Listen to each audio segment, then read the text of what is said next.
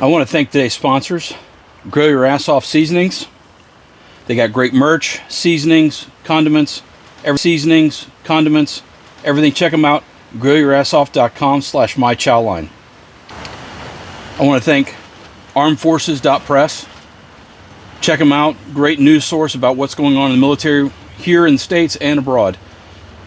Also, I want to thank Lasered Gifts for You for awesome logo done on my ammo cans here and on the hat. Get these hats done. Thanks so much, Don. Appreciate it so much. So check them all out. GrillYourAssOff.com/mychowline, ArmedForces.press, and Lasered Gifts for You on Facebook. What are you making today? I'm making. I've got beef shanks, a couple of grass-fed Longhorn beef shanks on the smoker. Nice. I've never done it before. So I wound up doing a job. I'll send you their information. A family-owned beef farm. That I did all of their cups, their beer mugs, and a bunch of other stuff for, and they raise the big Longhorn steer for meat. So yeah, I'll send you their info, man. Good people. And it was one of those weird jobs I did like 3 or 4 months ago, and I've been meaning to order some briskets through them, because now I can order what I want. Yeah. And I like brisket. Brisket is good. It's the king of barbecue cook. For a reason. Oh yeah, it's a long cook. I'm doing these beef shanks because the Longhorn cattle guy, he gave them to me to try out. I was like, well, I've never done it. He's like, yeah, it's like Thor's hammer, but grass fed's a lot leaner and they're a lot smaller than the ones you get by it. Like if you went to like a meat market and asked them for a beef shank, you're gonna get one, a Thor's hammer that it's gonna be that big around and it's gonna have a bone. It's huge. These are nice. Half that size. So yeah, man, I love it. I love what you're doing. I love barbecuing. I got my Rec Tech in the backyard, and I've been meaning to get up to Augusta, because Rec Tech used to do like Fridays. You could buy a ticket and come sample all their food. And I need a good motorcycle ride on a Friday afternoon and some barbecue. And that ride to Augusta, the back way from South Carolina, is probably one of the prettiest rides we have in this state, because you get all the stuff from the low country, but then when you actually get some rolling hills as you're going into Augusta. Yeah. And you come up right out by the Army base and pop right up on up there. So it's not too bad. Yeah, I've been wanting to go down to the Rec Tech store or the warehouse there and go there for their scratch and dent sales they have every so often. Oh, I have one. It was so funny. Like when it got sent to me, they were like, hey, it's got a scratch. So they send you a little paintbrush on it, right? And I'm like, okay, I'm gonna do a lot more damage to that in about 20 minutes. And then there was an apology note in there, and they sent me a sample of all of their rubs, all of their sauces, and we have been using that 4-letter rub a lot, because it's just they're not afraid to throw the MSG in there like back in the day. No, MSG. MSG is as what Uncle Roger says, makes shit good. Yeah. I used to think it was funny that right outside the nuke school there's a place called Number One Kitchen, not number 2. They're always number 1. And they had a sign outside when I was an instructor at the nuke school that said no MSG, right? Which was great, because when you go into the counter, you would see the tiny little chef standing on one of those 15-gallon tubs of MSG, and I'm like, well played, sir, well played. So yeah, it used to make me laugh, but their food's amazing. Yeah. Well, let's kick this off and actually introduce you to everyone on the channel here. So are we live? Yeah, we're live. I've been recording like almost as soon as you logged on. I hit record because we just went right into it. I'm like, all right, cool. Some of this stuff. I mean, you've been my friend for over a decade, so we might. The funny thing is, we only spent like 2 weeks together, and then like it's all been digital since then. Yeah, but you lived downstairs in the bunk from me. I know. I lived underneath you, smelt your farts. It was always amazing. I'll tell you, if we live in close quarter combat for any short period of time, it's like the guys I served with on the submarine, that slept above me and below me. I mean, we're we know a lot about each other. Oh yeah, you learn each other's bowel movements real well. Yeah, that's right. Anyway, it's your show, man. Do your thing. Yeah. All right. Well, welcome, Don Lauer. Am I pronouncing that correctly? Yep, absolutely correct. Okay. I remember we said it like when we first met each other way back in that was 2013. It was at the Bechtel Summit. Oh wow. Yeah. That's been a long time ago in a galaxy far, far away. Yeah. But after that it's been Don. Yeah, Don works, man. It absolutely works for me, personally, professionally. I mean, Don seems to be something people can remember. So yeah. So when I met you, we were in the Boy Scouts leadership. We were working sporting clays, or I was. You were doing sporting clays. I was doing steel plate challenge for the first time they did pistols. Yeah. Yep. Yeah. Shooting instructors up there at the High Adventure, first year of the High Adventure camp for Boy Scouts up in the Bechtel Summit up there, where the Boy Scouts of America did great many things to try to get shooting canceled. They worked very hard at it, and so but at the same time, I still do shooting sports. I mean, and so do my kids, and then I have a trail life troop now, so shooting sports is much wider and broader and more capable and respecting regional differences. So those of us down here in the South, we can really take them out and teach them real well. Yeah, I won't get on the soapbox about the whole thing with Boy Scouts, but it was a good time. We had a good time while we were there. I like to joke, even with my kids, because we do a lot of mission work around the world and we like to travel, wherever we're at, that's where the party's at. Because you know what, I'm going to have a good time no matter where I'm at. Life is too short to walk around grumpy. So, oh yeah.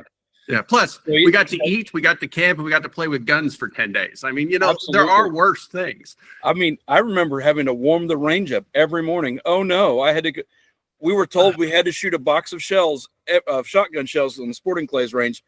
At our station, we had to shoot a box of shells to make sure everything worked right. So I still remember this because my oldest son just graduated grad school. The only time in the hundreds of thousands of 9mm rounds that went down range towards the steel targets that I had to call ceasefire, Donnie hit the steel plate just right, tossed a spark into one of the hay bales that was downranged and started a fire downrange. So we still to this day joke about it. He was 13 years old. He's 24. He's 25 now. So we laugh a lot about, hey, remember that one time? Because I'm a member of a local gun club, and we go out there into the berms, and I'm like, hey, remember that every time? Remember that one time where you started a fire with a bullet? Hey, don't ever come to the machine gun range with us out on Fort Gordon when we used to do those. Yeah, we started fires all the time with tracers.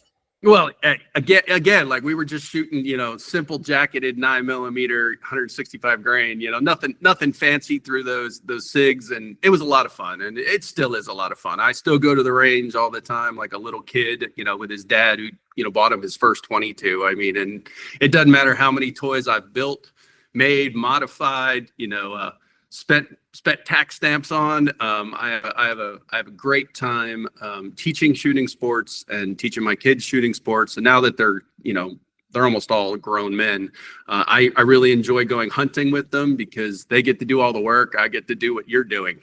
So I kick back and put my feet up. So yeah. That's it. Well, so I know you were a bubblehead, right? Yep. Submariner through and through, retired Navy. Yeah, it was medically retired, which is wild because March 5th of 2025, I will have been medically retired 20 years. I mean, where did 20 years go, my friend? Holy crap. 20 years. That's crazy. Well, I mean, you kind of summed it up though when you said that, when we met each other, our kids were kids and now they're adults, and it's like, no, yeah, my oldest is 25 as well. Yeah. hey, we were younger, a little more svelte. Our hair wasn't quite as gray in our beards, but you know what? I wouldn't trade this life for anything. I've enjoyed every moment. So yeah. So just kind of bring us through your times in service, where you deployed, what were you assigned, Sure. How long were you in, that kind of thing. Well, awesome. I went in the United States Navy to be a nuke. Science and STEM and tech has always kind of been my thing. My ASVAB scores qualified. I always tell people what was really funny is I'm from a little town called 29 Palms, California. And if you are a Marine and been to 29 Palms, when I emphasize I am from there, I'm talking elementary school, junior high, high school. So when I went down to the recruiting station and said, hey, dad's a Marine, grandfather's a Marine, I'd love to join the Corps, but I have one condition. Look, I got a 99 on my ASVAB. I'll take any job you got, but you can never, ever, ever, never station me here in 29 Palms without my express written permission. And the recruiter went, I can't do that. So I walked next door to the Navy and I said, hey, how close can you get me to 29 Palms? And he's like, you got 99. You could be a nuke. San Diego. So, with all due respect, I love the Marines. Dad, family are Marines. I always like to say the only good Marine's a submarine because it'll keep you out at 29 Palms. And so anyone who's been to 29 Palms will laugh at that. But I joined the Navy. I left San Diego in shorts and a T-shirt, wound up at RTC Great Lakes, and it was negative 20 degrees, and it was hello, welcome to the cold. So coldest winter of my life was going to Great Lakes boot camp. I was supposed to originally go down to Orlando because A school, power school, were in Orlando, but I was fortunate enough that when I got my orders sitting there on the grinder up at RTC, I said, Senior Chief, where the hell is Goose Creek, South Carolina? And that had been where the nuke school had actually just come to be built. So I was part of the first classes that went through what is now the current, Naval Nuclear Power Training Command in Goose Creek, followed up with going to prototype here in Goose Creek at the Nuclear Power Training Unit. I did so well in school. Coming right out of school, they asked me to stay and be a staff instructor for 2 years right out of school. Wow. And so on Friday, you're a student, and on Monday, you're staff. Welcome to responsibility. So, going from learning how to operate, maintain, and control, a steam plant and a reactor plant, to training others on it. And so it was actually quite a good time. I left from there because I was a machinist mate. As I came out of my staff pickup tour, I had an opportunity to pick up another school. So I went and became an engineering laboratory technician, or an ELT as we call them. Which means I dealt with all of the radiochemistry, the nuclear physics, radiation health detection, reading film badges and thermoluminescent dosimetry stuff. So that was really cool. I got to go out to the fleet. I was very blessed to be a member of the USS Parche, SSN 683, which, we like to joke is the most highly decorated vessel in the history of the United States that nobody really knows about, which was awesome. So I got to go to sea. Enjoyed going to sea. I got injured out at sea. And unfortunately, during some of those injuries, military medicine is not exactly what I would call 5-star. Through the process, ultimately was medically retired. And I left the Navy in a body cast from my neck to my knees and spent the next 2 years when my son Matthew, who helps me with this business, was an infant. And we always like to joke, I got to learn to walk with Matt. And so my neighbor Bruce used to sit out in the backyard. He'd have a bottle in one hand and a cold beer in the other. And he was like, come on, fellas. So, we had a really good time. Got to be a stay-at-home dad. Went back, used my my military education benefits, wound up finishing all the way through a doctorate. So I used every penny of my military benefits to do my undergraduate work in applied science and engineering. Got another undergraduate degree in business, wanted to get my MBA, and then ultimately finished my doctorate. And now I'm a PhD advisor for applied science and quantitative physics. So, quantitative analysis. I don't do physics anymore. But when I finally got through school, I got in this weird happenstance. I got to actually go back and work at the nuke school as a civilian for, at the time, it was Bettis Atomic Power Laboratory, which eventually became BPMC, which now I think is Naval Nuclear Lab. So it was quite a ride, my friend. I've been Navy, our Navy, still work for the Navy. I'm a civilian for the Navy. And in my part-time, my second-time job is, helping Matthew and this, which took a life of its own in a very short period of time. I've And been following and have been, at first I was like, oh, he's doing it on the side as a hobby, all that kind of stuff. And then all of a sudden, it's the job after the job, baby. Yeah. All of a sudden it was like, what, what you doing? How many of those cups? What? Yeah. So it's, I like to joke that this whole weird thing, it really started with Matthew, who works with me really, really closely.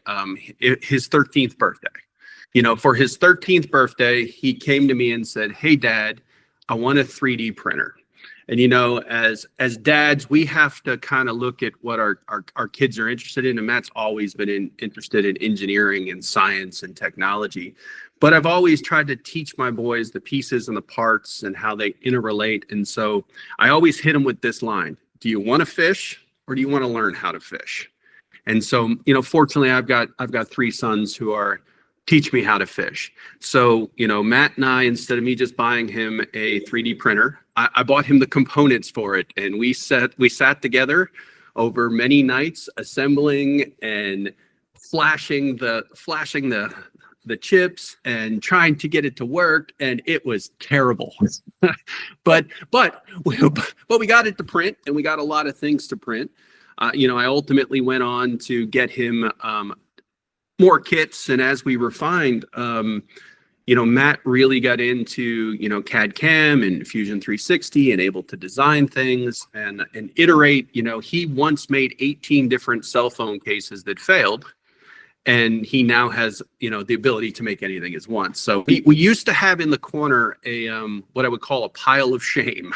It was a bunch of failed things, but it wasn't until I was doing my doctorate and I was looking at Dweck's growth mindset theory, and part of her thoughts are there are no unsolvable math problems. They're just math problems we haven't solved yet. And so, I made a mental shift from it being the pile of shame to the pile of learning, because we can pick up any piece in the shop and tell you exactly what we did wrong. And now we can iterate through. So if you kind of fast forward, this all really came about because Matt wanted to learn to 3D print, and I own 3 dogs. And so this is so stupid. My dogs are Nate, Tate, and Kate, and they bite at each other's collars in my fenced-in backyard, and they keep losing these things, these stupid dog tags. I was going down to PetSmart and paying $12 a tag, probably quarterly, times 3 dogs, and it was driving me bananas. So over COVID, we got a CNC kit because we're like, hey, we have nothing to do for God knows when. And so I ordered a kit, got parts, we built the CNC. And so then I'm looking at my CNC and I'm like, I got a 3D printer and I got a diamond drag. So I can make my own dog tags if Matt would 3D print me a jig. And he went in, designed one. It went on my CNC. I made my dog tags, but I ordered a 50 pack. And I went, what are the odds somebody else in my neighborhood would need one? Threw it out on the neighborhood page, sold 47, bought another 50, sold all 50, bought another 50, went, okay, this may work. So I was looking at it. It was taking roughly 2 minutes a tag to do the tags by the time you flipped them. And being a process engineer, being completely impatient as a man, I'm like, there must be a better way. So little Google, I ordered a fiber laser. Now each side is 17 seconds, baby. So we wound up selling a lot of dog tags. And then somebody said, hey, man, can you make a cup? And we made a cup. And now we've made 500 zillion of them. And I always joke, people ask, what do you do with the ones that are messed up? I'm like, I drink my coffee out of them because it's still a cup. And so combination of my son's natural curiosity in engineering, followed by my dogs who kept losing things. Ultimately, we started selling stuff. And I'm like, well, Matt, if you're going to do this, let's do this right. Let's start a business. Let's pull a business license. Let's have insurance. And then I said, I'm a 100% disabled vet. So I got it certified with the SBA as a, service connected disabled veteran small business. I went and got my SAMS number and my cage codes and all the different product things so that, we can bid on, government and state and municipality contracts. I got a call from places like CVS, Delta Airlines, large corporations, to mom and pops, to motorcycle clubs, the other part of the country. And we have never advertised. We have only ever just thrown out on Facebook we video everything. And apparently people are just like me. They're amazed at watching the little laser go back and forth. And so, weirdly enough, 70,000 plus people a week watch me mess things up. But we make sure everything that goes out of the house is perfect when people get it. So like I said, it's taken off where you ordered a brisket board. And we it was one of the first things we ever built on our CNC. We built a bunch of brisket boards, cut you a juice groove, sent it downrange, and you've been using it ever since. And then somebody else wanted something else, and somebody else wanted something else. So on any given day, I may do a decanter set, or Matt may come in and do 180 cups. Or your lighter, or the lighter that you did for me, and my brother, or a trophy, or ironically enough, people still call me for a simple dog tag, and I can tell my children, you never know where God's going to take something, and use something as silly as a dog tag to launch a pretty successful business. And so in this journey over the last 3 years, I've been able to sit down and show him some of those business things that school taught me, how taxes and inventory and margin and labor rates. But over the last year, because we've developed some technology that actually works with this, Matt and I were able to submit in December provisional patents on some of the things that we have in order to be able to improve this for everybody else. More importantly, we have for the last 4 or 5 years, we actually teach every summer for kids in the community that come from all over how to put together a 3D printer, how to flash it, how to tune it, how to iterate, how to do CAD CAM design. And so we do that over a course of a week. And then we also open up the shop to different kids groups and, trail life troops and give the kids an opportunity to come in who don't normally have access to fiber lasers, UVs, CO2s, CNCs, woodworking equipment, the opportunity to touch it and get hands-on with it. Because I think one of the reasons why I was so adamant about growing up and doing engineering and even going into the nuclear program is because I had wood shop, metal shop, auto shop, but more importantly, I had a dad who would take me out to his shop and teach me some of the things that you can only, like I have the sign that says measure twick, cut once, so, you only know the pain of building a bookshelf and cutting that inside shelf wrong to put on those pegs when you do it. And then of course you have your dad in the background who's laughing and correcting you at the same time. And my dad, being a Marine, as my dad used to like to tell me, he never yelled at me. He only spoke loud enough that all of my friends would learn from my mistakes.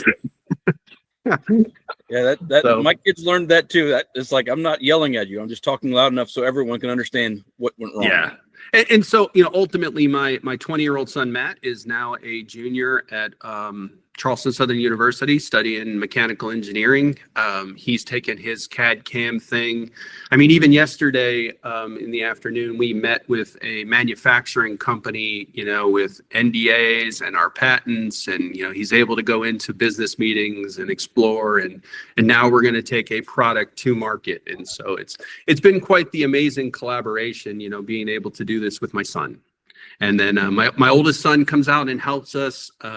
My youngest son, he is excellent at making dog tags, but Tommy's attention span and attention to detail, it's getting there. He's much younger, but Matthew, he gets trusted with tens upon hundreds of thousands of dollars worth of product and process, and he's exceptional at it. So I'm like I said, I'm very blessed to have Matt because he does quite a bit for me. So, and we do a lot together. I think we probably spend way too much time together. So my wife only has to break up the arguing a couple times a week. Well, that's awesome that you get to work with your kids. You get to work and you're working from home for a lot of it. And Yeah, I'm lucky. On the days I do telework, it's really easy to go from 1600 when I'm off of work to put my Crocs on and walk 17 feet to in here and go, hey Matt, what are we working on tonight? Or hey, we got this to do. And I mean, that's the only thing you're wearing is Crocs, right? Because I'm telling you, man. You told me earlier you had to.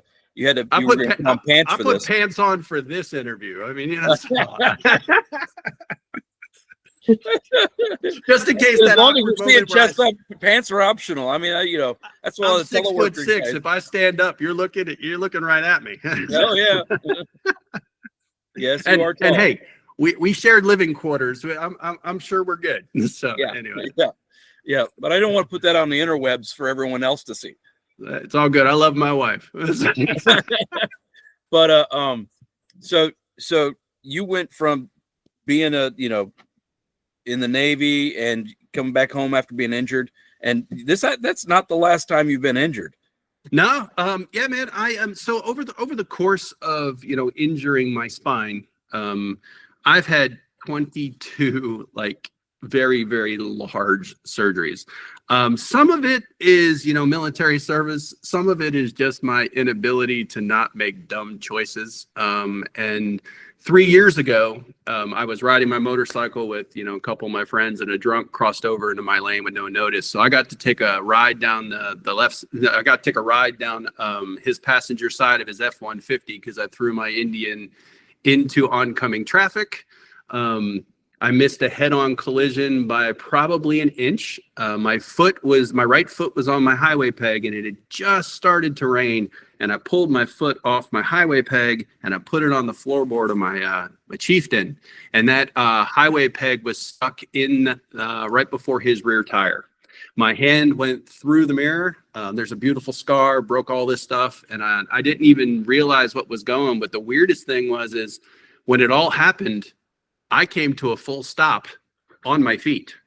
And then my friend Mark, who is, riding to the right of me, came to a full stop on his feet. And so we're looking at each other through our helmets, with big old eyes, like we're alive, we're really alive. And so I didn't even realize till the next morning, or actually later that night, that my controls, my hand, my wrist were all broken, up like this. And so all bent. We got everything home, got me home. And next day I was talking to the insurance company, taking pictures, and they're like, hey, we'll replace your safety gear. And I'm like, cool. And I looked at my helmet, and my full face mask had a scratch from my chin all the way back. And I'm like, well, that's super odd. But, I felt a little sore because, when adrenaline wears off, the pain comes on. So I went to the doc. They're like, hey, yeah, everything looks good. You did break your wrist. We're going to send you over to the orthopedics to just make sure they don't got to do much more to it. And I got there, and the doc's like, yep, wrist is broke. We just got to put you in a brace. But you were in an automobile accident. So is it cool if we x-ray from your chin, your head down? And I'm like, yeah, why not? Right. TRICARE's already paying. So I'm like, I don't care. And they came back in with the dog collar of shame, and we're like, stop moving. We need to fuse your neck, and we need to decompress your lower spine. And I'm like, what? And so I am now fused from C4 to C7, L4 to my sacrum. They actually had to fuse my left SI joint, which was super duper weird. I spent the last couple of years doing physical therapy. And when they released me from physical therapy in July, I jumped on my Indian Pursuit, rode to and from Sturgis, did a 5,200 mile, 15-day trip with one of my closest friends. And man, that was so awesome and painful. But you know what? Still living. And so I actually backed my motorcycle out of here so I could set the camera up where the motorcycle's normally parked. Nice. Well, yeah. I didn't realize that you were still in the recovery mode from that accident from 3 years ago. Yeah, I'm still doing it. Matthew and I, and what's really unique is, Matt and I got to go to Everest Base Camp in 2021. He got invited with a medical team, and then I got to go with him as his dad. So I was in the middle of doing my doctoral dissertation when I called my advisor and said, hey, buddy, I'm going to go to Mount Everest with my kid. And he was like, what? I'm like, I'll be back if I get back. And So Matt and I had a chance to get to Everest Base Camp, got to explore the Khumbu Valley, got to go all throughout Nepal, got to just take this amazing once in a lifetime trip with each other. And so we were talking about, what do we want to do? And I'm like, well, now that I'm actually like kind of in shape again, why don't we go save some money and go do Kilimanjaro? But then the guy hit me on my bike. So I like to joke, I got to go from Mount Everest to bed rest in about that fast. And so I am training again. I think that mountain in Africa is going to be on the short list, but I'm super blessed. I can hike again. I can ride again. I'm old, I'm fat, I'm slow, and there are, pieces and parts of me that didn't come with the original model, but you know what? Still living, and I'm still trying to get through every day, still have those, moments where I do miss being in the service. I always like to joke, I don't miss missing my family, but I do miss the mission mentality. I do miss the men that I served with. And, I have lifelong relationships, like I'm sure you do, with the people that I serve closely with, or I went through boot camp with, or I went through nuke school for 2 years with, and we all had to deal with the same suck. And so, mutual bonding through shared pain is what it is. Or some people would call that trauma bonding. Yeah, trauma bonding. I and still to this day, I'm some of the closest people that I served with. We get together every couple of years because my boat that I was on was decommissioned, and the sail and stuff was turned into a museum in Bremerton. And so we have the Apache Association. Every few years we get together, and it just so happened that a couple years ago it was in Charleston, and it was so nice to see people I hadn't seen in 15 years. And it's pop a cigar, grab a cold beer, sit back, and let the sea stories and laughing about, all the dumb things we went through, just like it was yesterday. And so, and I'm always very grateful for that. And it's one of the reasons why, I actually joined this service. I mean, although most of the men in my family have served, my dad is, retired master sergeant, and his closest friend, is the master gunnery sergeant. And I would see the two of him, Sergeant Major Chamberlain and my dad would get together. They hadn't seen each other forever, but when they would get together and have a beer, I was fortunate enough to be able to go to many of those and just to see that, relationship. And they have such a unique story of, weirdly enough, being born in the same hospital on the same day, like 2 minutes apart. Yeah, going to Vietnam together and being some of those few people that, came back. And as my dad,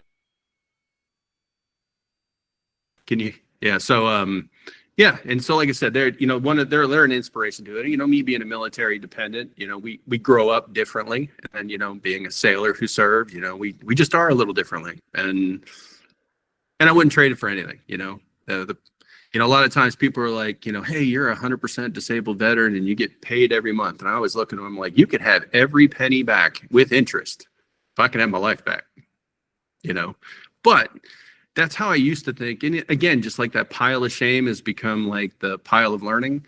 I think each one of those surgeries and injuries and, insurmountable obstacles in the way have become things to accomplish and to get past, both mentally, physically, spiritually, emotionally as a family. So I'm very blessed. And I tell people this all the time, I have the same family I went in the service with and came out of the service with. And for the most part, at least all my last psych exams say I'm marginally okay. So. I don't trust those psych exams. That's right. They're paid on clearance rates. Yes. Hey, you know what? Whatever works for them, right? Yes. No, that's awesome because I think that's what kind of makes some of the people in the military, especially those that were in unique positions or people who've gone through specific trainings that were difficult. They tend to be more of your successful outside as far as like being able to overcome obstacles and things because, of course, a lot of the stuff we did in the military was when we were young and dumb. Oh yeah, man. Still trying to live the glory days. Yeah. But like I went through jump school as an adult. Yes. And so, going through and jumping out of an airplane at 40, 41, 42, it's like, it's a whole different approach to it than it would have been if I was 19. Yeah. Tuck and roll means a whole different thing, Yeah, a PLF that hurts more now. It does. And you know what? And watching you go through and do those reenactment jumps are just amazing. You started doing that. You're like, hey, are you interested? I'm like, oh, I am so interested. But it just happened to be right around that time where I'm like, oh man, I'm still thinking about it, especially the one where you guys get to jump in the water. So yeah, that's actually one of the ways that there's some. We've had several veterans that can't take the impact of doing a PLF on land. Yeah. But they can go through the course and they can do water jumps. And because it's down in Florida, except for today, Florida's usually pretty nice and the water's nice and warm. Oh yeah. I love that. I mean, and it's just, come on, I'm a sailor, man. I can get out in the ocean, life is good. And also that, yeah, I think that's a lot of fun. And I think that you got to go to Normandy, right? And jump over Normandy. Yep. I got to jump twice in Normandy. I was supposed to jump 4 times. I was actually supposed to do a double cross channel jump, which means we were supposed to take off from France, fly to England. I was going to jump into up Pottery, England, which is where the 101st took off from, and land, repack our parachutes, hop back on the bird, and then come across the channel on the same day the guys came across 80 years later, and jump just before in the evening, like 7 o'clock at night, which is still plenty of daylight because it didn't get dark there till like 11 at night, which is crazy to me. That time of year, these guys were jumping at like 1 in the morning, 2 in the morning, because that was the only time. Crazy. Because it didn't get dark till like 11:30. Awesome. I was lucky over the summer. I got contacted by the 101st Vietnam reunion. And so they were actually hosting it here in the Southeast, and the person coordinating it asked me if I would make them all 101st cups, tumblers. So I got I went out and I matched the nice baby blue, and I put the 101st, they gave me the 101st logo for the front. On the back was Geronimo. So it was kind of a cool thing. And, as I was talking to the people coordinating, I mean, obviously, like my dad's a Vietnam vet and he's, 80 years old. I mean, they're a smaller and smaller resource. And so it was great honor to be able to work with those guys, and being able to go out and do what you do. I mean, I think how cool is that the little boy in me is like, I'm so there, right? Oh, my physical therapist was like, have you lost your damn mind? And I'm like, a little bit. So, I mean, the only way that we know that we're alive is when we do stuff that's hard. Yeah. Pain reminds you're still alive. And, it does. And that's, and unfortunately, that's one of the goals that I've tried to teach my kids, right? I've always told them, just because it's hard doesn't mean it can't be done. And if everybody thinks that's crazy, you might actually be in the right place. My advisor was like, I cannot believe you're going to go to Everest in the middle of your dissertation and all of your research. And I said, the beauty of this is it'll be here when I get back. I got back, all my research, I was only looking for about 100 respondents to my research. I submitted things out within 24 hours. I had 500 respondents. So things like my power analysis, my data was good. I pulled stuff in. And a lot of my research that I do is actually to benefit veterans. There's 2 different things that I look at. The first is, for the foreseeable future and for the last about 30 years, veterans who use their GI Bills, about 93% never walk across the stage and get a diploma. And so I'm sitting here and I'm asking the question that most people want to know is why? Because what makes me, as I was fortunate that in my cohort for my doctorate, there were 5 of us who were veterans. There were 3 sailors and 2 airmen. And so when you're sitting around and I'm wondering, what makes Jeff differently, or what makes Paula differently, or what makes Jerome differently, or what makes Greg differently, or what makes Don different?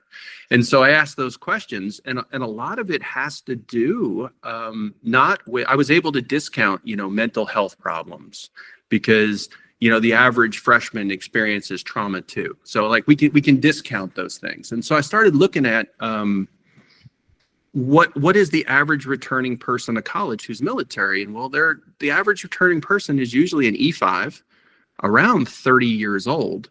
So they've been a supervisor, they've been on a deployment, they've been on a sea tour, they've done some things, they've led people, they've had responsibilities, and none of that is indicative of the inability to academically do things. You know what I figured out? We learn military ease. We have a jargon. You say latrine, I say head, I say bulkhead, you say, I don't know, whatever the Army says, wall. Hey, I'm in the nautical branches, my man. But the thing is if we can teach somebody how to go from military ease to civilian ease, but more importantly, to academic ease, how to write in an academic language and how to do things logically, and how to cite sources and streamline stuff and to have ownership in that. Ironically enough, the graduation rate goes significantly higher. But there's a caveat to that the person inside of the university who teaches those veterans to do it needs to be a veteran themselves. Because if they're not a veteran, you don't get some of that street cred, or is like, hey, we spilled the same blood and the same mud. We've all been into the suck. And while we'll joke back and forth, I'll go Navy beat Army, go Army beat Navy, Marines eat crayons, the Air Force, well, they're playing golf on a Friday afternoon. All of that in the Coast Guard, I'm just gonna laugh at them, right? But we in Space Force, I'm not even sure I can count them as a branch, right? So, but we say those things. The Space Forces are artistic guys. There are autistic cousins. Look, and I was a nuke, man. There should be no thing called a stupid nuke, but there are some dudes that can do some serious physics that can't tie the right shoe. I'm just telling you. Well, the ability to communicate with other individuals is not important to some of those guys. Not at all. And see, so don't melt down a reactor. I don't care if you're a good orator.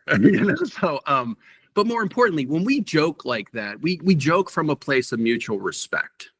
And it's that same mutual respect. So the schools that have pilot programmed getting veterans like myself to go in and work with other veterans to help transform them from what they know, how they speak, some of their logic, to getting it across academically, it's almost flipped the graduation rate. And so, you lose people because, obviously people pass away. Other things is some people use their GI Bill to go back to school in that transition period where they're looking for a job. And the post 9/11 pages and E5 with some significant benefits. And then of course, there are things like life gets in the way.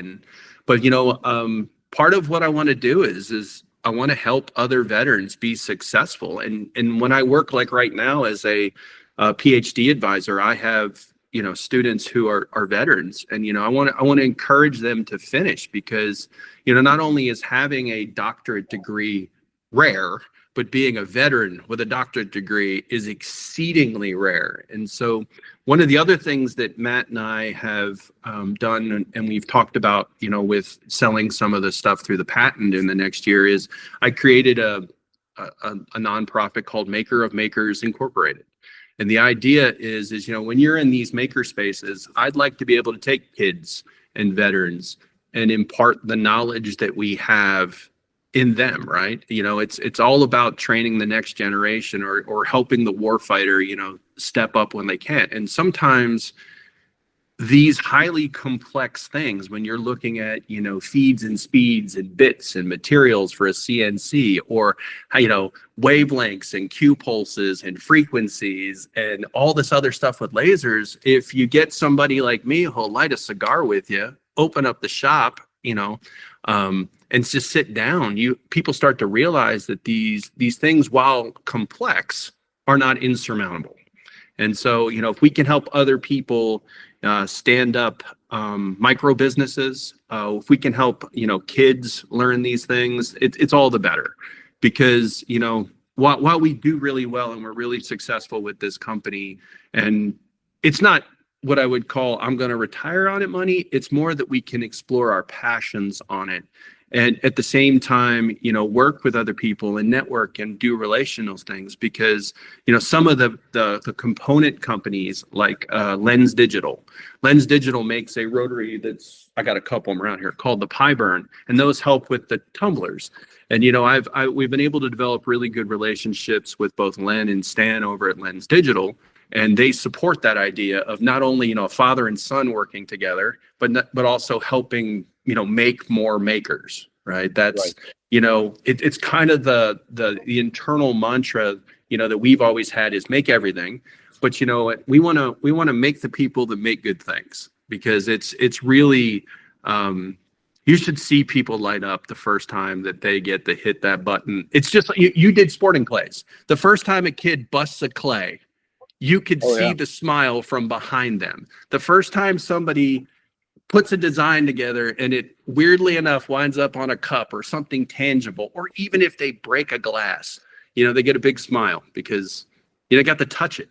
And I think schools need that more. I think we need maker spaces back. We need woodshop back. One of the most influential men, aside from my own father, was Mr. Tate, who was my woodshop teacher. Right. Yeah. I still quote Mr. Tate things in my own shop. Yeah. What is this? 37 years later. Yeah, shop class got pulled away, and I think that was one of the worst things we could do, because even if you decide you want to go to college, which is great, because you can go to college and you can learn engineering, you can learn all that kind of stuff, but also not everybody's built for college. But a trade school, but I know guys that are really super smart, that are electricians, that are HVAC guys, and they know physics, they know they can do equations and stuff, but they didn't go to college. They don't have a degree, and you don't have to. You don't. You absolutely don't. I have encouraged my children to follow their passion, and a lot of that has to do with what my father told me probably 35 years ago. I think for one of my high school assignments, I was asking him what his definition of success was. And he said, his father came to America, joined the army so that they could have a better life. He joined the military so that I could one day study engineering, so that one day my kids could study art, so that we have basically changed the dynamic of our family and opened up those opportunities. And that's terribly impactful. So, my oldest son just finished his master's in computer science. He's passionate about computers. He has been since he was a kid. And, he did his research is in artificial intelligence and semantic language processing. And he does stuff that, right? I got my other one that is a whiz at mechanical engineering, and he does stuff that, he sent me drawings for these patents and these design things that we've been collaborating on. And all I do is go into my office with a dry erase marker and write on a whiteboard, like, hey, what if we tried this? And next thing you know, Matt's like, no, that's not going to work, but I have an idea. I'll be back. And like a day later, I'm holding a rapid prototype in my hand that he's 3D printed. And I'm like, that's cool. And so, and he's got his passions. And then, my youngest one loves to cook and loves history. He has, but he's good at math and stuff, but he has like really no desire to do STEM things. Well, you know what? Great. Enjoy. And I think it was, the other class I took in high school, I took home ec, which was weirdly enough where I got my passion for cooking. And well, being a large man, I like to eat, but like even what you're doing with a barbecue and say a brisket, it's science, baby. You want fat to render. You want a beautiful, beautiful bark on that thing. It's got a jiggle. And when you look at, like I do, I watch those barbecue competitions and watching, just so I can just glean a tiny little bit from this world champion who makes brisket. Like a good one, like is Franklin at Franklin's Barbecue, right? I watched every one of his like masterclass, like, oh, I can do that. Oh, thank you. That's Do we wrap it? Do we not wrap it? Do we use the crutch? And that's where my brain geeks out in all of the idiosyncrasies where, or my wife is like, just make it taste good.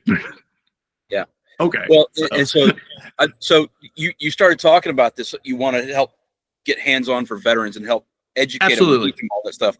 Absolutely. So my nonprofit that I started is literally the same thing. Like why I'm doing this channel, why I do the cooking videos.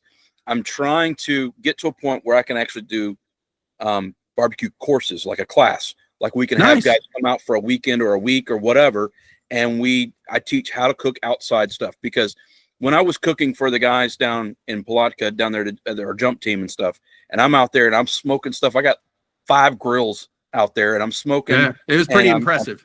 It's like being on a camp out where I'm cooking for the whole crew. Well, I'm cooking for 60 to 70 people or 100 people. And so I'm trying to come up with a 3-course meal or a 2-course meal, and then I pull the Dutch ovens out. Nice. And then I start making a cobbler. And these guys and everybody's looking like, how does that work? I've never seen anybody use that kind of stuff before, because not everybody was in Boy Scouts. Not everybody learned, even in Boy Scouts now, not everybody knows how to use a Dutch oven. We were just with my trail life troop a week before a week ago, until we had Snowmageddon 2025 that canceled the meeting Tuesday. We were breaking out the Dutch ovens and the Dutch oven tools, and talking about how on a front country style camp out we can cook darn near anything. You can start with my beef stew at the bottom. I can have my rolls going. I can have my cobbler going. I can have like in a big old stack. And guess what? It's just like cooking at home, and talking to them about rotate your lid and rotate the bottom and the right coals top and the bottom. And that's where I was blessed in Boy Scouts. For whatever the organization has become today.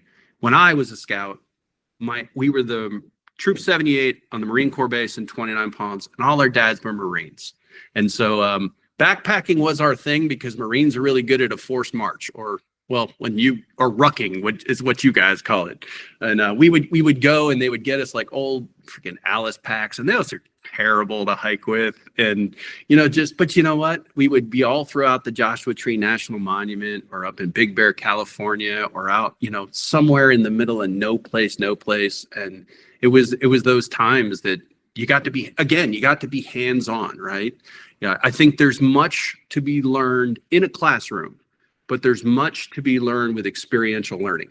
You cook good brisket because you cooked bad brisket. Mm-hmm. You cook good this because you cooked bad stuff. And now you're like making notes of, same thing.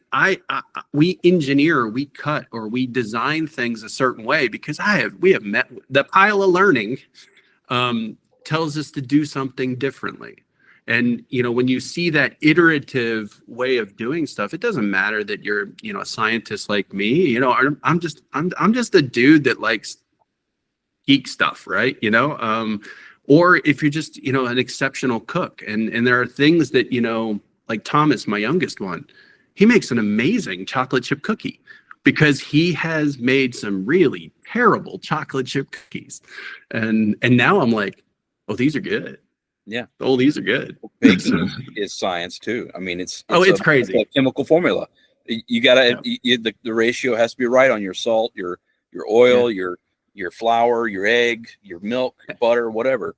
And that was my mom. My mom loves to cook and loves to bake. And, as you can imagine, my dad being, a sergeant in the 80s, and while my mom was going to school at the local college, it wasn't a whole lot of money there. So like we had to learn to be creative, and it's amazing what you can do with like hamburger helper and tuna helper. But, my mom would take me in and, would teach me how to bake and teach me how to cook and teach, you got units and measures and volumes. And then my dad could take me to the local base hobby shop where the wood shop was. And now I've got lengths and I've got volumes, and I got to experience tangible engineering at a young age. And, that purposeful ability to make mistakes is where I think people learn the most. Because if the first time I did something, it was perfect, well, I can tell you now, it's only because of the experiences that I had. But it's rare that the first one is perfect. The first one is always learning. So even when we do 1,000 cups and you send me your logo that I may even help you design, I'm going to test it because I want to make sure it looks good. And so I'll always order an extra cup to make sure it's right, or it doesn't matter what it is. That's why I got 500 dog tags in here, because, well, I messed one up. So yeah. Well, that's kind of like I'm out here cooking, like this is the first time I'm doing a beef shank, but I also understand now that I've been cooking for a while, when you start something new, you understand some of the pitfalls based on the muscle breakdown of the because this is going to be it's going to be like a brisket cook, or it's going to be like an oxtail where it has to render down all that connective tissue in it. You've got all the stuff that's in there that has to break down because there's a little bit of meat and a little bit of fat, but it's mostly that connective tissue. But you want to get all that meat out of there. And the only way to do it is to break it down slowly with heat, and they get that chemical breakdown and with the seasonings and stuff. Well, I mean, the difference between pulled pork and sliced pork is a few degrees in a couple hours. Yep. And or cooking it too much, and then all of a sudden, okay, I guess we're going to chopped versus pulled because this thing is So I love that stuff. Again, it's the science guy in me. It's the nuke brain, but it's also, I just like to eat, man. I just that's what science is. It's repeatable results over time, and but then that's where the art meets the science. I mean, I'm sure the way you do it is just a little different than the way I do it. And so I always think of those international barbecue judges that are judging based off of, taste, look, texture. That taste category is got to be tough, because I bet you it's all really good. Well, see, the thing is, between competition and restaurant, right? So for consumption or for a competition. So a competition, judges are only going to get one bite. I know. Maybe 2 bites. So your seasoning and your flavor profile has to be stronger than it would for restaurants. So you would not want to sit down and eat a competition brisket. You would want to sit down and eat a restaurant brisket, because they're going to go overboard on the flavors on the competition. They're going to add extra. They're going to get that extra on it, and it's going to look really good. They're going to do you got to get the texture right, because texture is key for brisket. It is. It's got to have that texture. And it's got to have that beautiful limp over your finger, and it's just got to pull just so nice. And then you got to get it in there where you've got to, because if the other thing with brisket is if you go too hot early, it can start burning some of the fat on the outside, and it won't render all the way. Yeah. And then if you don't go hot enough, it doesn't render down at all. And then you end up with, the inside fat, because the outside fat might render, but the inside won't if you don't go long enough. There's all this stuff. And how you pre-slice it and take the fat off, and how you trim the thing, and do you inject it? Do you not? Do you wrap it? Do you wrap it in paper? Do you wrap it in foil? And you know what? One of the reasons why I really like brisket is because I've had a chance to screw it up all those different ways. And so when I go someplace and they've got really good brisket at a restaurant that's consistently good, man, that's a gem right there. And that's why I like traveling out to Texas, because they do brisket like the Carolinas do pulled pork. So I mean, you're gonna eat well. Oh yes. Well, one of my favorite things to do is to take a meat and try it a slightly different than the traditional style, to see what you can do differently with it. What can make it a little, what can change the texture of it a little bit, or the flavor profile of it a little bit, to make it different. So, because it's like chicken. You can cook chicken all kinds of ways. You can fry it, you can smoke it, you can grill it, but then there's also skin off, skin on. There's, all the other stuff. What you season it with changes it completely. We're channeling our inner Forrest Gump right now with the what you can do with the shrimps. Bubba's going bowl shrimp, barbecue shrimp, fried shrimp. That's right. Yeah, we could saute it. We could deep fry it. Yeah. No, I'm with you, man.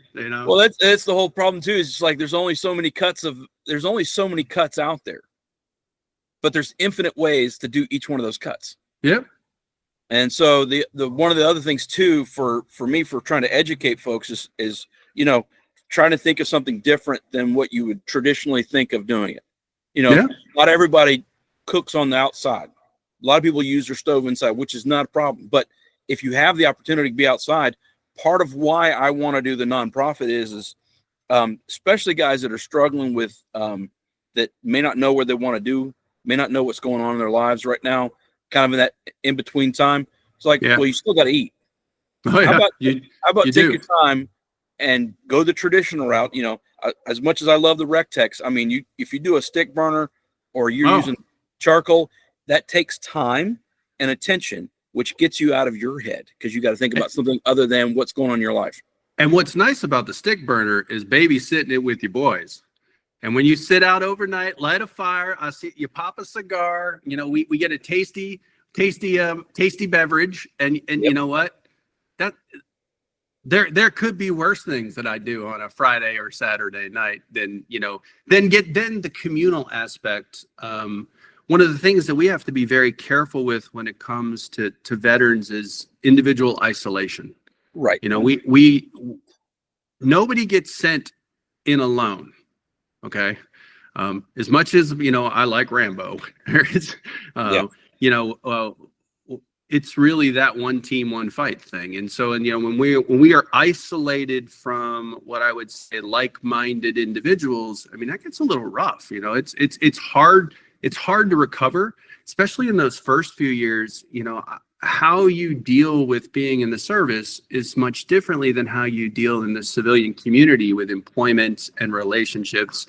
My wife always says when I get together with all my nuke buddies, it sounds like you guys are arguing, but you're laughing and having a beer. Well, that's because, you know, nukes ultimately need to be right.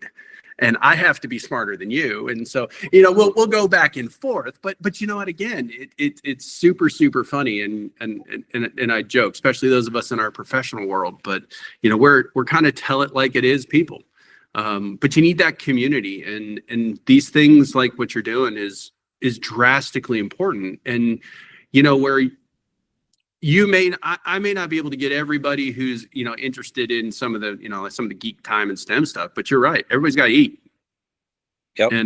And you know, most of my military friends, if it's got a hoof, a claw, or a scale, they're usually willing to stop by and eat. And and breaking bread and sharing a meal, I mean, that's the gospel too, man. It's that relationship that, you know, you build, you know, doing that stuff and being a good hospital host. So I think you're doing very, very valuable work. I also like seeing it because it inspires me out on my queue when I watch your stuff. I mean, it does. Well, and that's the whole point too, is it's like everything I'm doing, I'll try to like mention there's other ways you can do it. You don't have to do it exactly the way I'm doing it, but this gives you an idea of what it looks like, what should, you know, what you're looking for. You know, some people never, like when I did the beef tenderloin, not everybody's ever bought one. Sometimes they just grab it and like just throw it on the grill whole. It's like, well, if you can do that, but if you want a specific look or you want a specific way, this is how you do it. You know, and you know, like I'm a huge fan of, you know, my Second Amendment rights, and also, you know, the ability to go out and, you know, hunt and to harvest. You know, I enjoy that time with my sons. You know, we're not trophy hunters. We're fill the freezer kind of hunters.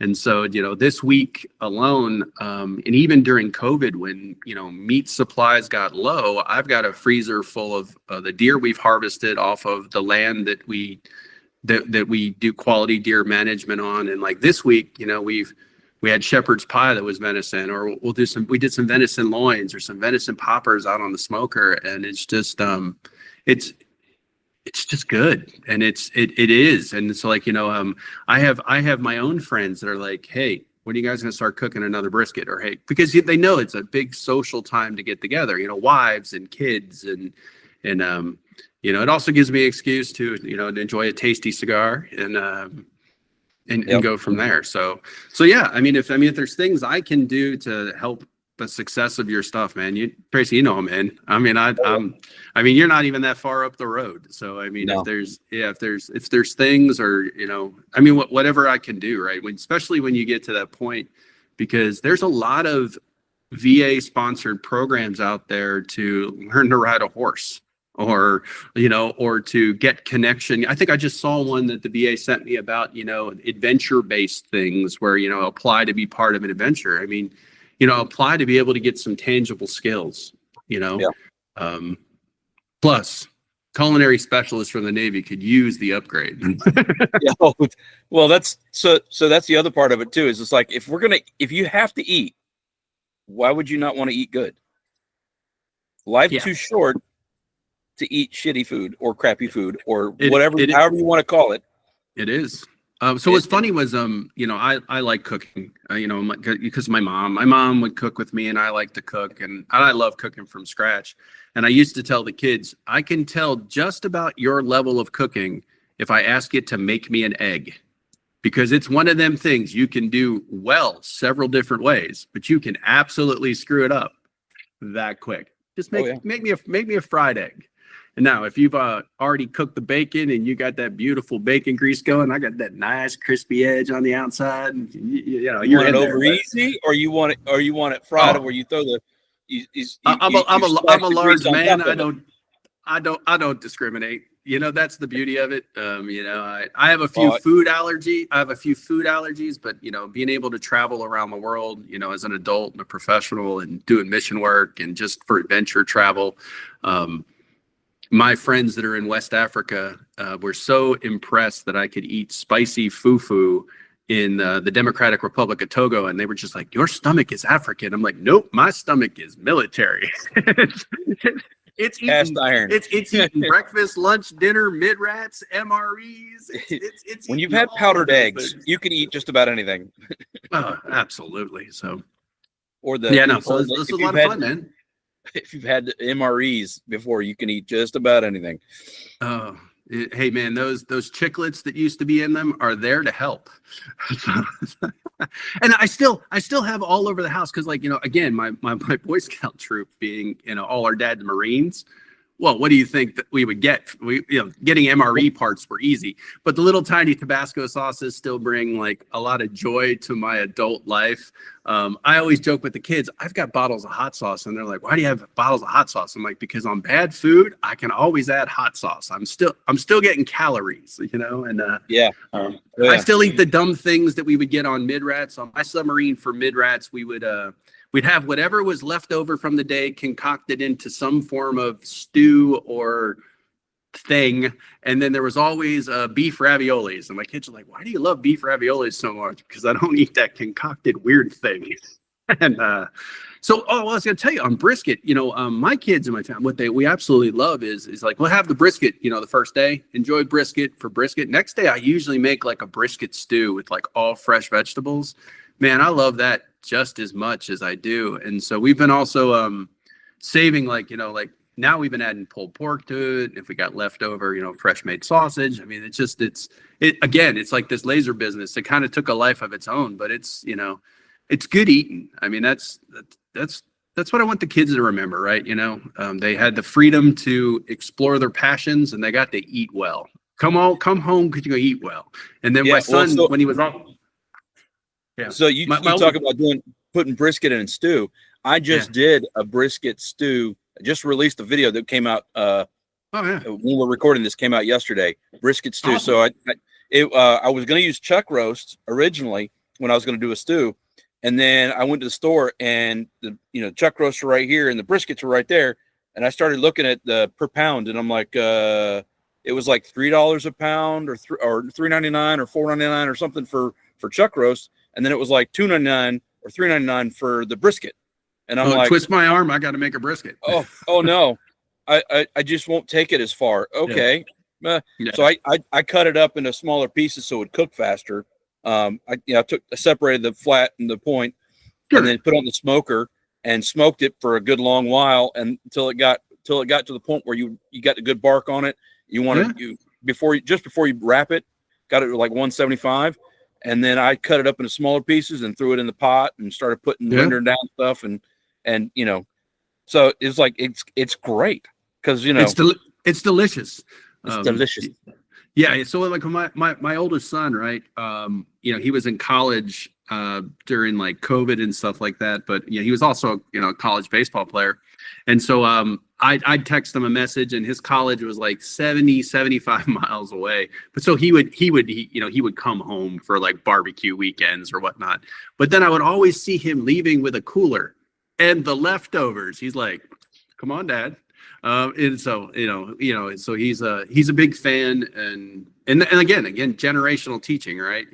I've also taught those guys how to do some of these things. So what's really nice now is, now that I've got 220 somethings, and they're like, hey, we're gonna make a brisket this weekend, and I'm like, awesome. Yep.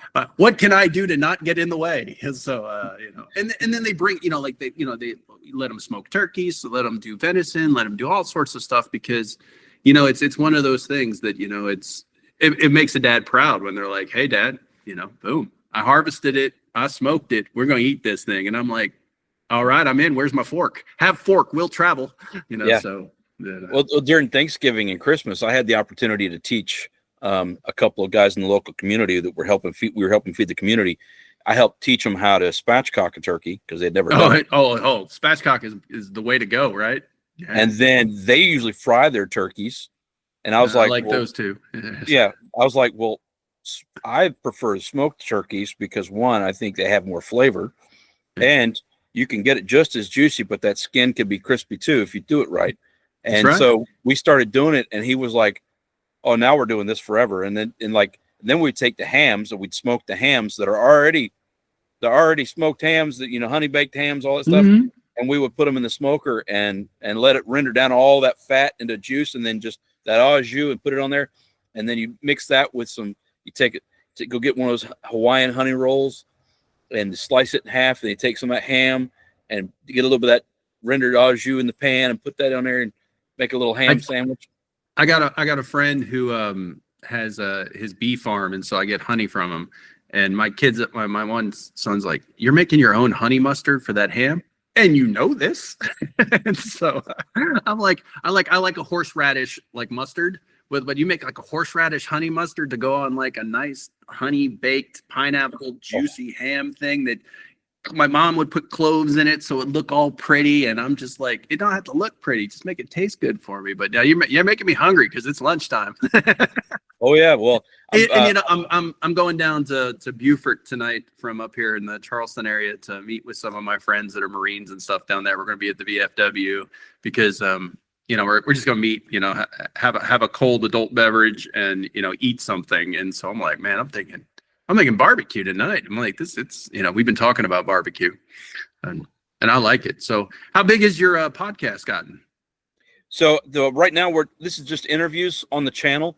I'm going to start a podcast. I'm starting a podcast soon. I'm trying to get nailed down the topics because we're going to do food and stuff, but it's going to be also just veterans talking about, I'm trying to figure out, because you want to have a direction, right? You want to have a rough outline, and then you want to have some things to talk about and have, do a little bit of research, but also just talk about, talk about the things in current events and things going on in the world, one of the segments I'm really interested in trying to put out there is the tinfoil hat segment.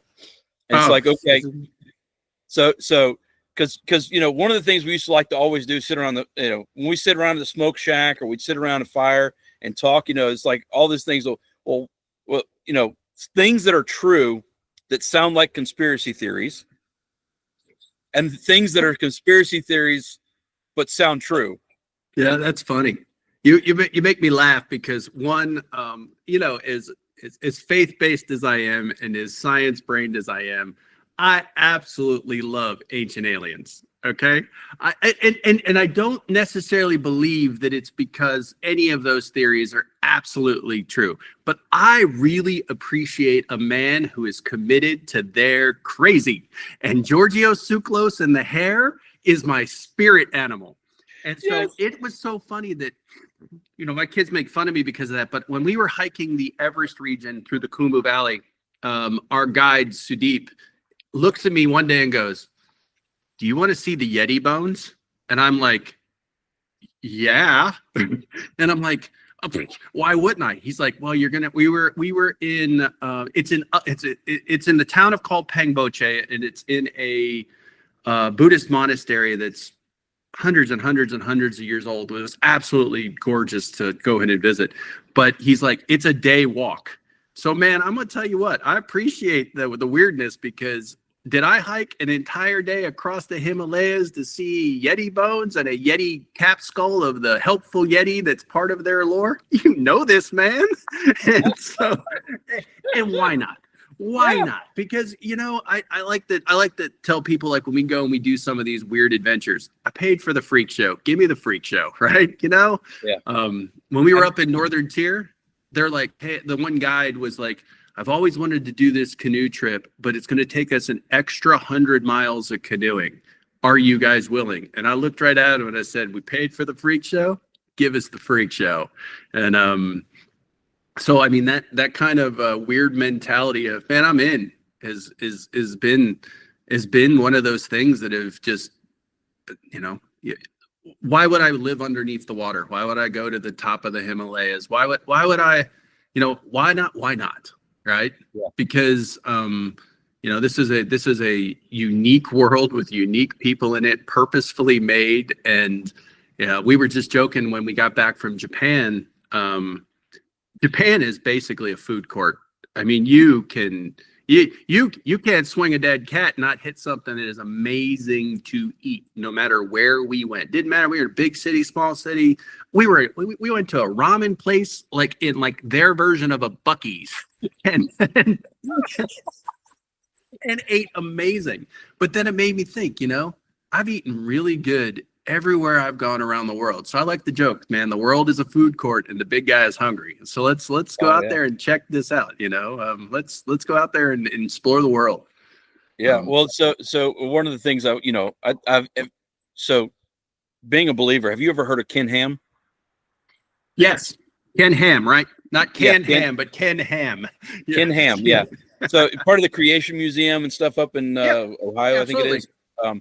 But he did a lot of he did a presentation at one of the churches here many years ago, and we went and watched it. And their archaeology and uncovering biblical archaeology, basically. Sure. And trying to line up all the stuff, going and looking to disprove. Originally it was started to disprove things in the Bible, but then it ended up being like, it was like finding out stuff like, and then they're where he talks about carbon dating and all this other stuff, and then they start doing cutaways of the earth and start finding the sediment layers. And then he showed a picture, and it was a cliff that had fallen off, and you can see the sediment layers, and then there's a log that's laying vertical, this petrified log in there, but it's in between all the different sediment layers, and it's almost vertical. It's like, so this log is in between all these sediment layers. How would you get multiple sediment layers like that unless the flood was real? Yeah, it's interesting. I've been very, very blessed over the years as we've gone around the world to experience some very unique archaeology and trips. Years ago when I got to go to India, I went and I visited St. Thomas Mount, which is outside of Chennai. And it's Chennai, India is one of my favorite places in the world. I think like their town motto, I bought a t-shirt. It says, Chennai, hot it is. And so if you think the South is sticky, go to Chennai, because it was terribly hot. But I got a chance to go to where historically the Apostle Thomas was martyred.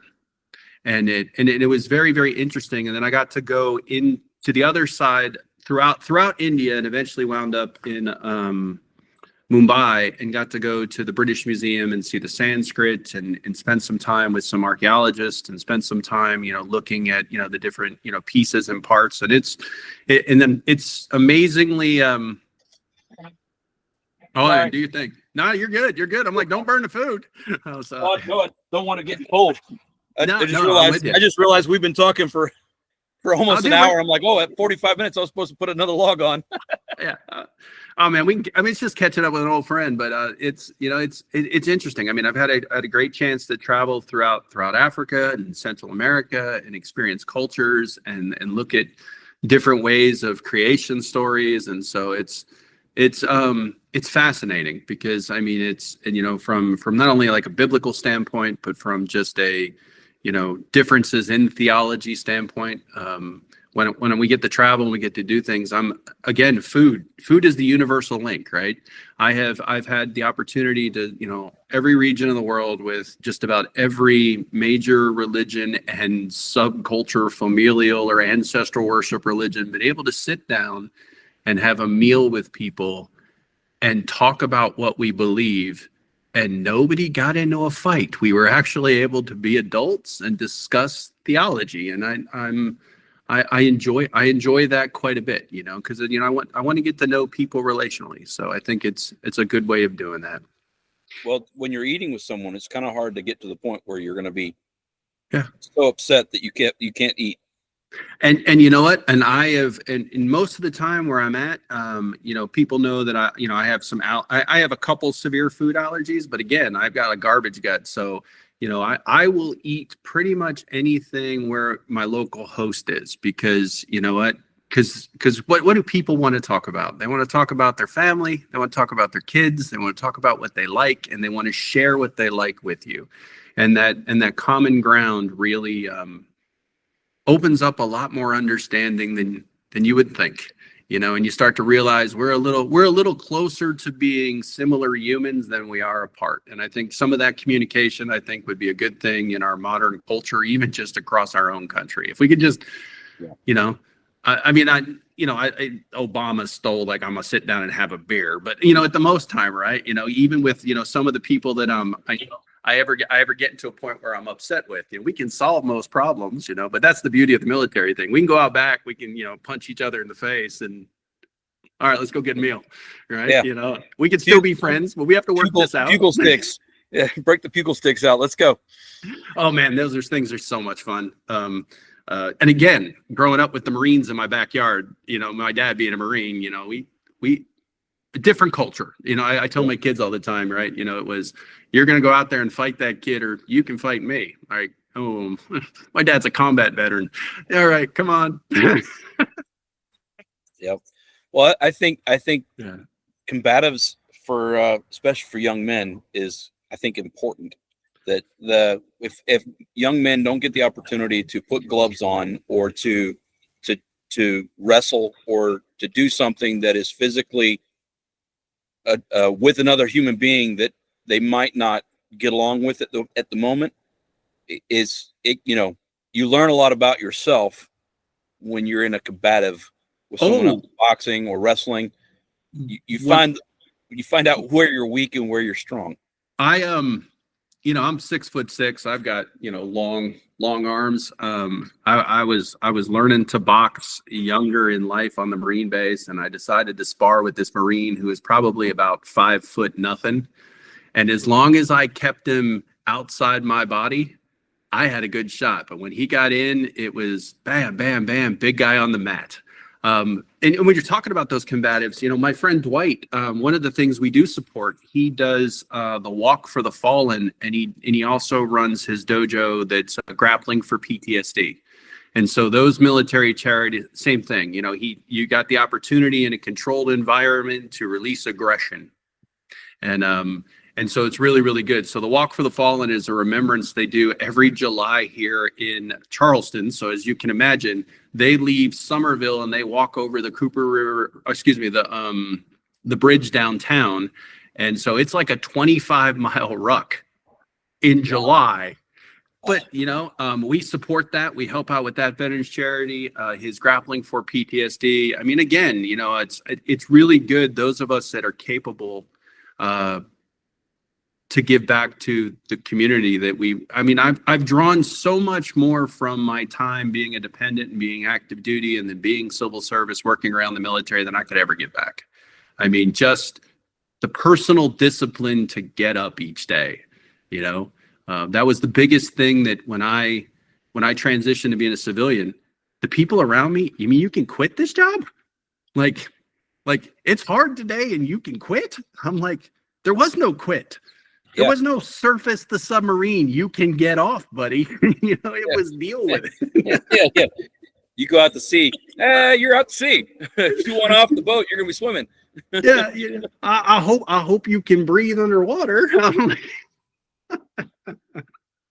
No, it's good, man, and I appreciate you having me on doing this stuff today. It's good for my soul to not only catch up with a friend, but also to talk about veterans causes and to reminisce a little. It's Oh yeah. It warms my heart greatly to see that you guys are doing really, really good things, and that I get to be a part of it even from afar, and I get to see all the jumping out of planes and all the food that you're making, and you get to see all the weird and wonky stuff that we get to do, and I like that. I mean, I'm same thing. I'm connected with Dwight's group and a couple other veterans groups, and just seeing, it's that puking is okay, crying is okay, but quitting is not okay. That Right. keep moving forward mentality, and I like that quite a bit because it's hard, and so it's good to have inspirational days like this. So I greatly thank you for letting me do this.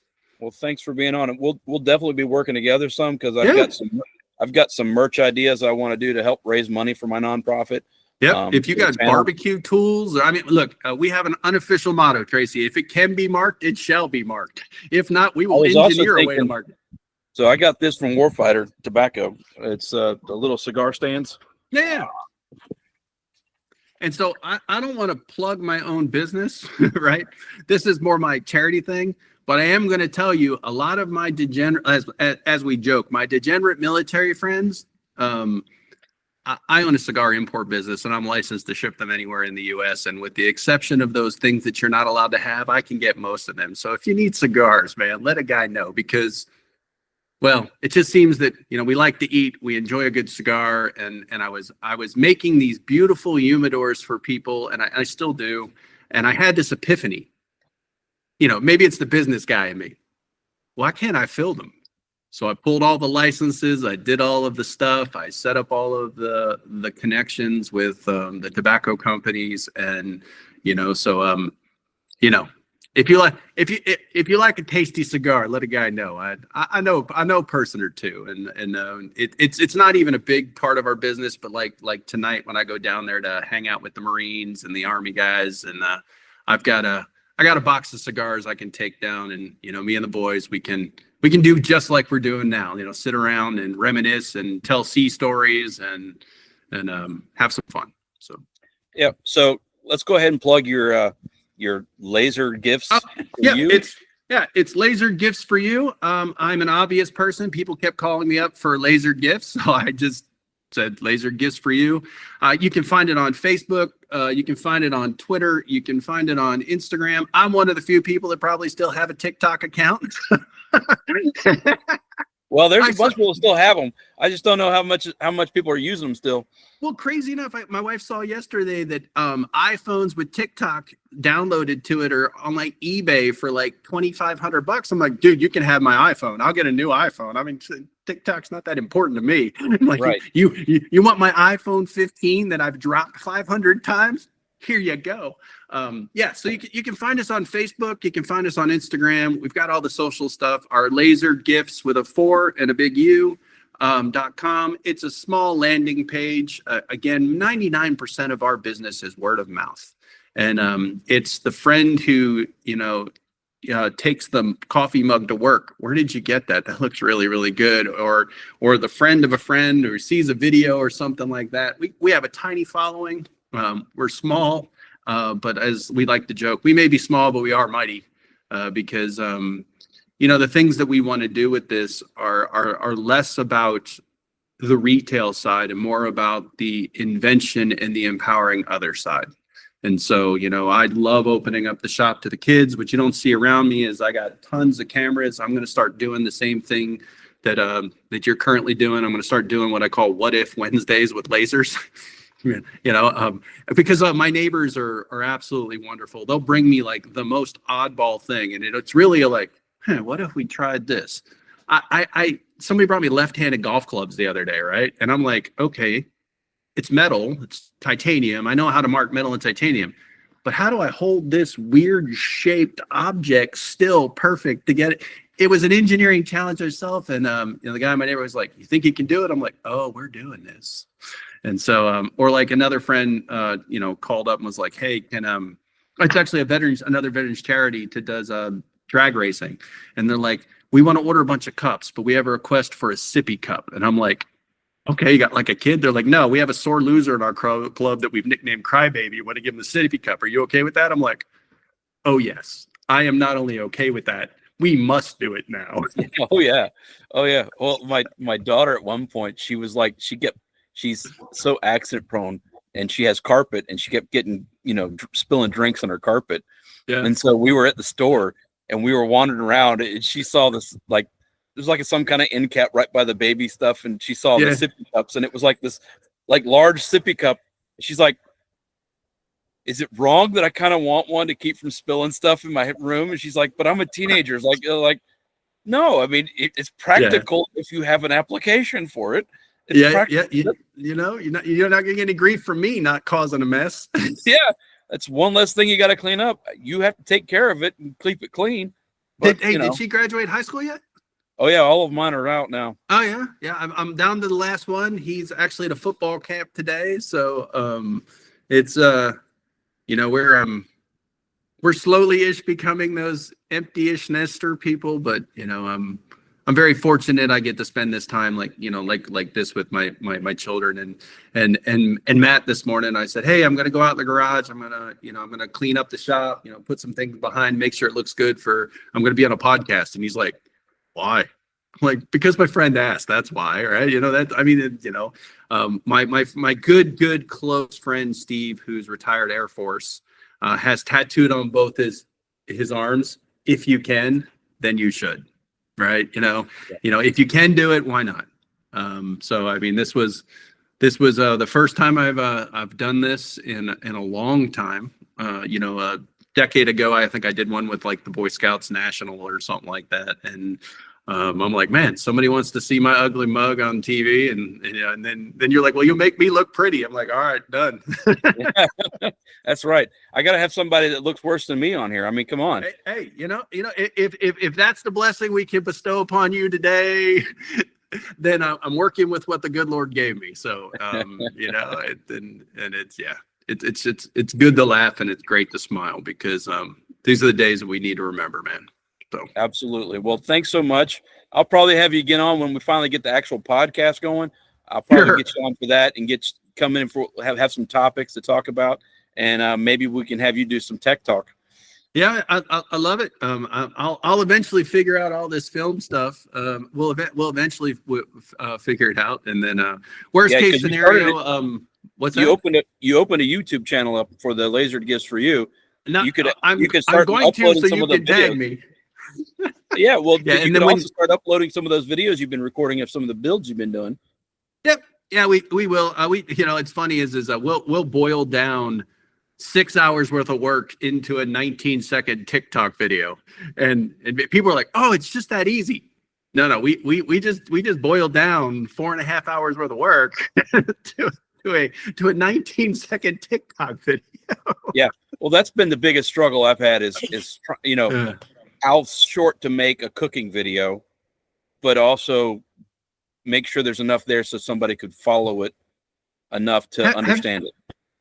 Have you I think it's Black Forest Woodworking. I don't know if you've seen his stuff. You may want to Google it, but what I've really enjoyed about his videos is he does 3 edits.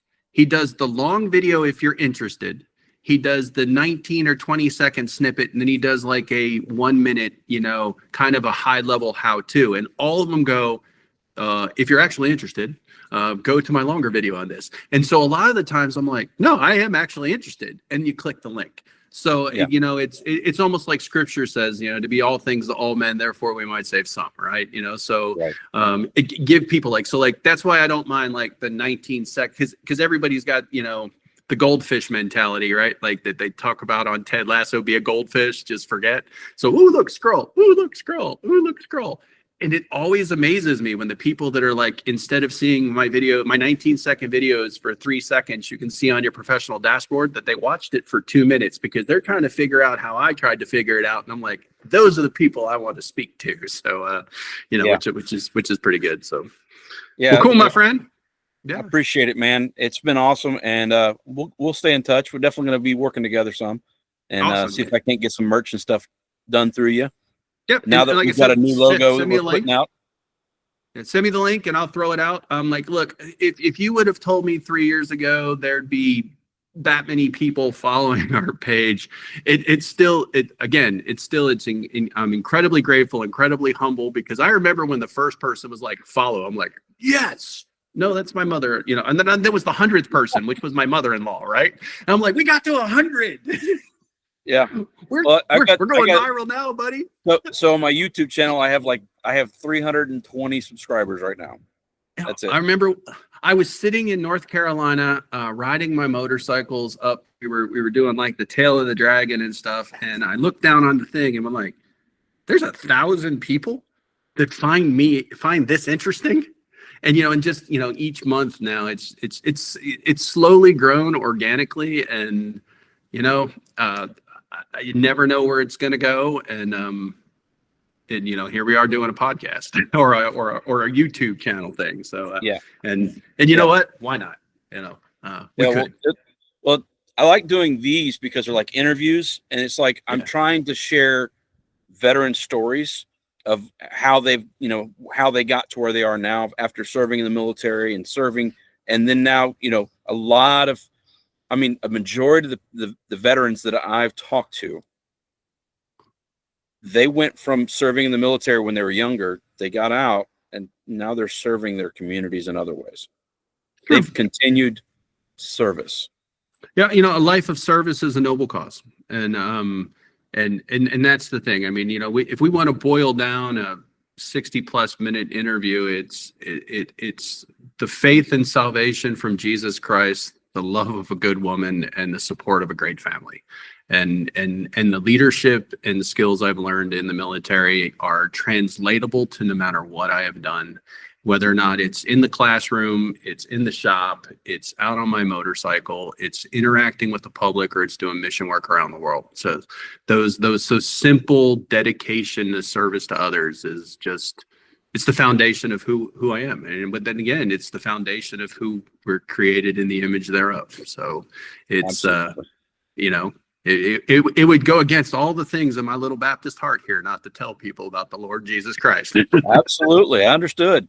No, I've always tried to live also by the principle that is preach Jesus wherever you go, and if you have to, use words. Yep.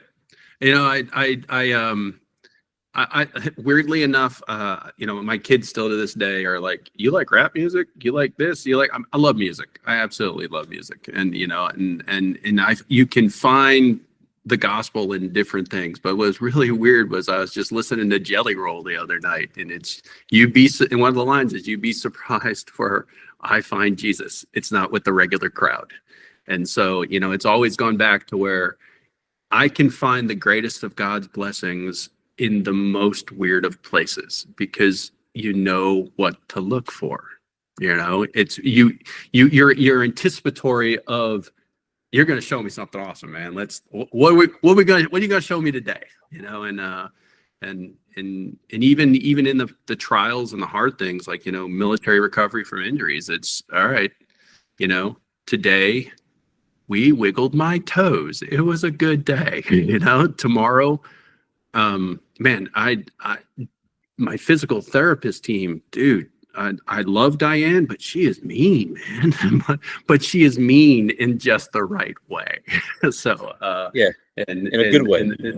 In a great way. So, you don't think that Diane is a blessing when all of a sudden she's causing pain as they're putting back together your shoulders and stuff. But at the end of it, now I can walk up, I can give her a hug.